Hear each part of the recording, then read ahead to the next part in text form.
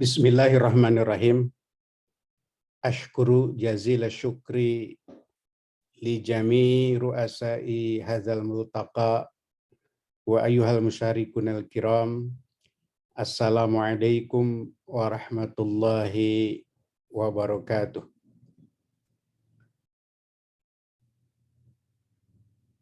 Alhamdulillah alladzi bi ni'matihi tatimmus shalihat. Usolli wa usallim ala Muhammadin sayyidis sadat wa ala alihi ulil fadli wal makrumat. Asyhadu an la ilaha illallah wahdahu la syarikalah wa asyhadu anna Muhammadan abduhu wa rasuluhu la nabiyya ba'dah. Artikel yang saya sampaikan kepada panitia berjudul Problematika Penerjemahan Teks Sumber Bahasa Arab ke dalam Teks Sasaran Bahasa Sunda dalam kitab Maslahah Al-Islamiyah fi Ihkami Tauhidiyah karya Mama Sempur. Tentunya ada dua persoalan besar ya yang ada pada artikel ini. Pertama adalah penerjemahan, yang kedua adalah eksistensi sebuah kitab karya ulama di Tatar Sunda. Oke, baiklah. Pertama, konsep penerjemahan yang saya maksudkan adalah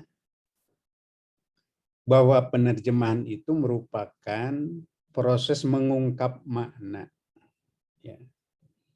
Atau makna ini berupa pesan, ya, dari teks sumber, ya, dalam teks sasaran secermat mungkin agar dapat dipahami oleh pembacanya. Ini sudah barang tentu, ya.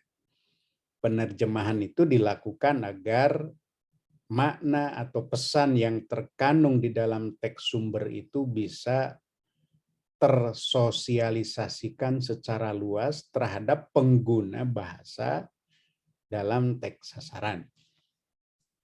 Nah, secermat mungkin tentu ini sangat terkait dengan keyakinan bahwa teks sumber itu bisa dipahami maknanya melalui teks sasaran.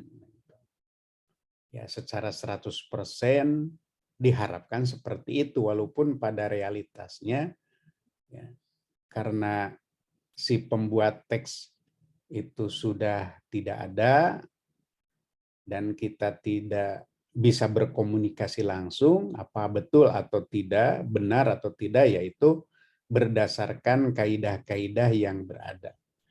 Meliputi yaitu adalah yang disebut dalam konteks ini adalah problematika penerjemahan. Ada problem kebahasaan, ada problem non kebahasaan.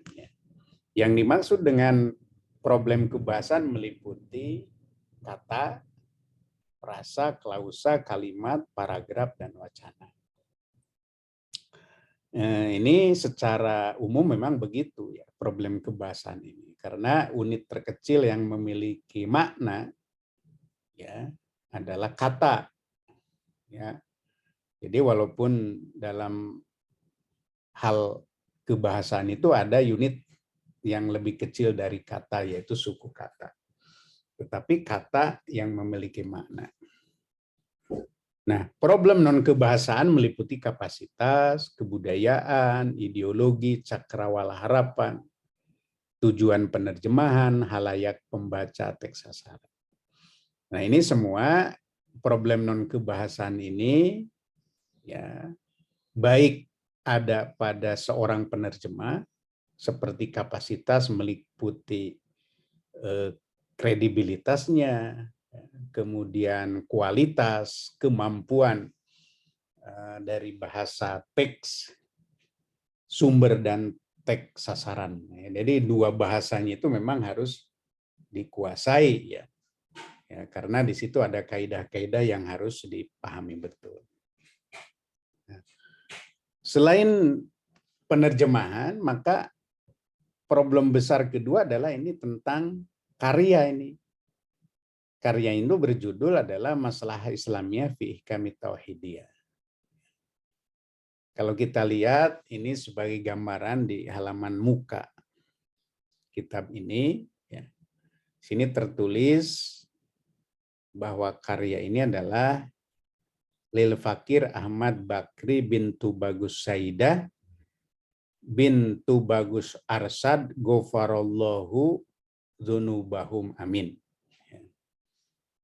Summa amin al-mukim fi Sempur Pleret. Ya.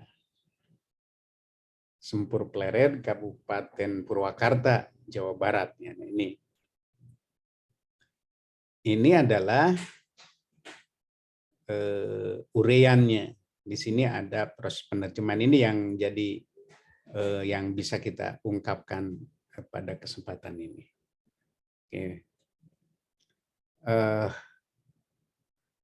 Nah, teks ini tentu adalah berbahasa Sunda ya. Kemudian aksara pegon, aksara Arab Melayu. Nah, kemudian Mama Sempur ini riwayat hidupnya, ulama Nusantara begitu, yang berasal dari Sempur, Pleret, Purwakarta, Jawa Barat, meninggal tahun 1975. Ya. Usia yang cukup panjang karena dikabarkan lahirnya 1839. Dia pernah berguru di Mekah, tentu kemampuan bahasa Arabnya. Ya, sebagai seorang ulama yang cukup lama berguru kepada Syekh Nawawi Al-Bantani, Ahmad Zaini Dahlan, dan yang lain-lain ya, termasuk dari ulama-ulama bermadhab Al-Hanafi dan juga bermadhab Maliki. Ya. Nah ini sebagai penulis dari kitab ini. Nah, karya-karyanya ini disebut dengan nukilan. Apa yang disebut dengan nukilan? Yang dimaksud adalah karya dari Mama Sempur ini judulnya berbahasa Arab, di sini tercantum ada beberapa, misalnya Saifud Dorib, Roihatul Wardiyah, Tanbihul Muftarin, Tanbihul Ikhwan fi Raddi ala Madzahibi Dalalati wat Tughyan, ya. Kemudian ada Risalatul Muslihat, ya. Kitab Maslakul Abror, dan yang lain-lainnya begitu. Ini judul-judulnya, judul buku ini, judul kitab ini berbahasa Arab, ya. Tetapi dalam uraian di dalamnya itu adalah bahasa dasarnya bahasa Sunda. Nah, salah satunya adalah maslahat fi Islami fi ihkami tauhidiyah yang akan jadi objek pada masa ini. Semua ini berbahasa Arab, hanya satu ini Cempaka Dilaga yang berbahasa Sunda judulnya. Ini semua disebut nukilan. Ya, jadi Mama Sempur itu mengutip baik dari ulama-ulama, kitab-kitab karya ulama di Timur Tengah, kutip Al-Quran, hadis, kemudian dia terjemahkan. Ada penerjemahannya begitu. Walaupun penerjemahannya ini sangat terkait dengan apa yang dikutip. Tapi dalam rangka penerjemahannya sangat unik, ya, karena dia menerjemahkan tidak pesannya saja, tetapi dia karena setia pada teks aslinya, penerjemahannya ada berbagai macam hal ya yang terkandung di sana, dengan harapan orang yang mendengarkan, auden atau di sini dalam hal ini adalah santri dan murid-muridnya bisa paham ya terhadap apa yang disampaikan. Nah, misalnya ini adalah teks yang di halaman pertama dia ungkapkan. Ini teks ini berasal dari kitab karangan Al-Jisr ya. Nah, kalau kita perhatikan di sini saya mencetak merah. Kata etanya eta, ada tur, ente pegat nangan ganteng, nganteng kaharep, ada kemudian semua yang saya cetak merah ini menunjukkan bahwa sebetulnya kata atau beberapa kata yang diungkapkan dan bercetak merah ini adalah kata-kata yang disisipkan dalam penerjemahan ini untuk memberikan penekanan. Misalnya, dia sebutkan Ari bersihna carios, eta nyata seteman-teman. Sebetulnya tanpa ini pun bisa. Ari sebenarnya bersihnya carios, maksudnya ringkas kata gitu. Bahwa yang dimaksud agama Islam itu kan begitu. Tapi di sini ada kata etanya eta, tur, dan berbagai hal ini menunjukkan pada penegasan, uraian, penjelasan tambahan, deskripsi.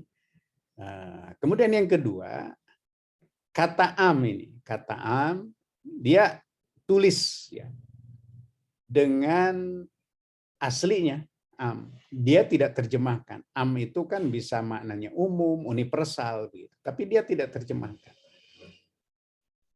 Nah, ini diharapkan si muridnya itu tahu persis bahwa am ini pasti akan ditemukan dalam berbagai macam teks supaya ini begitu familiar, begitu kena, sehingga ini dia tidak terjemahkan.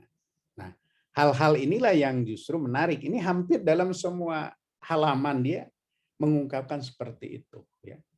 Artinya ada kecap atau dalam bahasa Sunda itu ada kecap antara, ada kata-kata pengantar begitu untuk penegasan, untuk penjelasan, untuk pengulangan, untuk penjelasan tambahan agar si muridnya itu paham. Karena teks ini disalin sebetulnya ditulis oleh para muridnya, generasi berikutnya. Ya. Dan dia sampaikan sebetulnya teks ini dalam proses pembelajaran. Nah, ini salah satu contoh saja. Maka dari situ kita bisa melihat bahwa tataran proses penerjemahan ini memang tidak akan bisa lepas dari 4 tahapan ini. Ada tataran teks, ya. Kalau kita perlihatkan teks yang tadi yang sofwatul qaul gitu ya. Kemudian ada teks referensialnya, ya referensial disesuaikan dengan kondisi masyarakat. Ada tataran kohesivitas supaya agak menjiwai, maka diberikanlah kata-kata tambahan untuk penegasan dan penjelasan tadi, sehingga muncullah kewajaran. Jadi ini tahapannya. Jadi yang diterjemahkan tadi itu luar biasa ya. Dan dia tidak menggunakan tanda baca seperti koma, titik, kemudian titik 2, tapi betul-betul menggunakan kemampuan kata-kata yang bisa menjadikannya sebagai ungkapan penegasan pada muridnya. Nah, maka dari situlah dia menggunakan berbagai macam teknik, ya. Baik transposisi, artinya susunan kalimatnya, ya. Susunan kalimatnya diubah sedemikian rupa. Di situ juga ada modulasi, kemudian deskriptif, penjelasan tambahan, walaupun memang catatan kaki dia tidak gunakan. Kemudian penerjemahan resmi juga tidak. Jadi ada penerjemahan fonologis seperti tadi kata am gitu. Dia tidak melakukan pengubahan, am ditulis saja. Supaya tidak salah mengucapkan, tidak salah memahami si para muridnya. Jadi teknik-teknik ini dia gunakan. Nah, teknik ini diungkapkan atau digunakan dalam upaya untuk memahamkan pada murid-muridnya itu. Ya. Tuh. penerjemahan yang dilakukannya. Nah, kalau kita perhatikan ada faktor yang berpengaruh pada teks sumber. Hal yang dibicarakannya jelas tadi tentang misalnya tentang definisi Islam.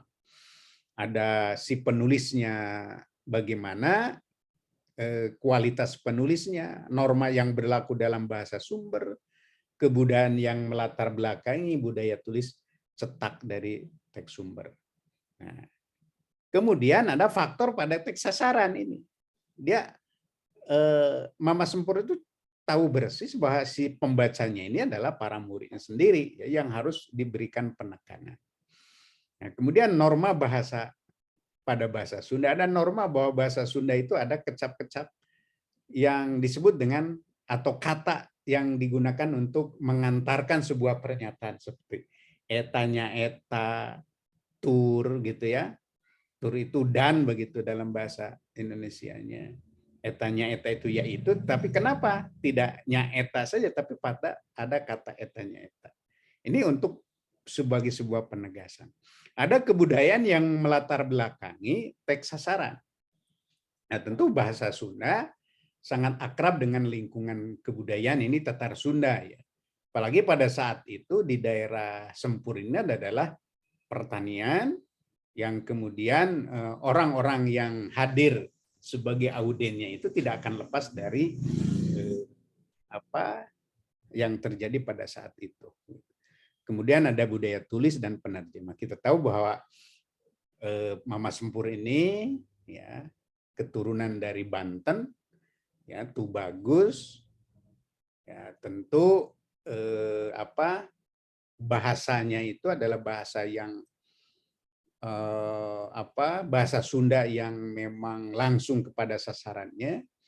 Berbeda misalnya dengan penerjemah atau orang yang berlatar belakang budaya misalnya dari keturunan Parahyangan gitu atau Pasundan seperti wilayah-wilayah yang lain. Karena ini dari Banten tentu sangat kental ya dengan bahasa-bahasa Sunda. Ya orang mengatakan bahwa ini bahasa sebagai bahasa jan gitu ya, tidak terlalu memperhatikan undak-unduk bahasa begitu. Nah, itu barangkali hal yang penting yang terkait dengan bagaimana problematika yang terjadi penerjemahan dari bahasa Arab ke bahasa Sunda khusus dalam konteks kitab Maslahah al-Islamiyah fi Ihkamit Tauhidiyah. Wallahu a'lam bishawab. Assalamualaikum warahmatullahi wabarakatuh.